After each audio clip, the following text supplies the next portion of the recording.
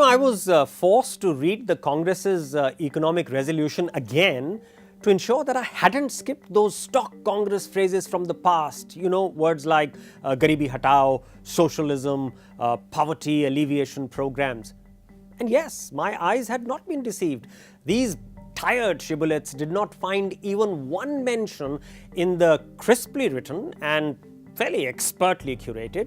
For instance, there were no typos or unseemly para alignments there was a welcome whiff of professionalism in this 12-page document. There was a young and modern turn of phrase there. I could also detect some green shoots of promising policy discontinuities. Now, here's an extract that I'll read for you. Good, productive jobs can be created in large numbers by India's private sector.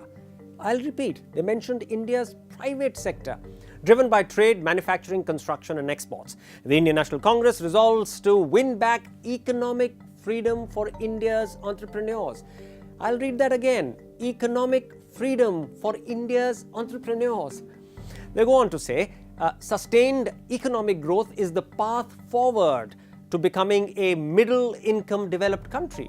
It is the path to lifting the poor out of poverty. It is the path toward creating a large, vibrant and productive middle class. Large, vibrant and productive middle class.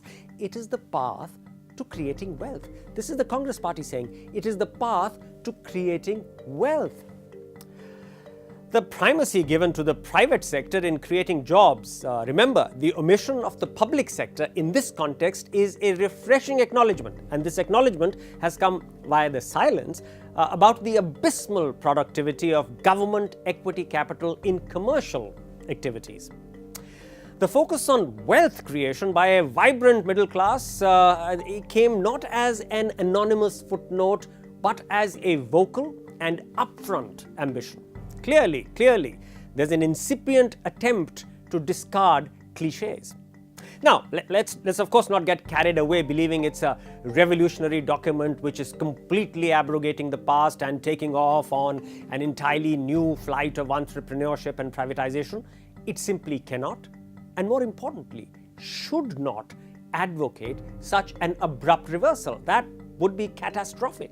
For one, there are huge swathes of India's economy, especially in the social and agrarian sectors, where the state must increase its capacity to intervene and force accelerated targets. For another, you cannot have U-turns in a plural, noisy democracy like India. And this phrase, U-turns, please attribute this to the gem of wisdom of our former Prime Minister Narasimha Rao. Remember, he was the architect of the most discontinuous economic change in independent India when he unflinchingly and politically backed Manmohan Singh's brutal, do you remember brutal twin rupee devaluations, delicensing, and the globalization of India's autarkic economy in 1991? He said there cannot be any U-turns in India's economy. Even on the holy cow of the public sector, this is what the document says.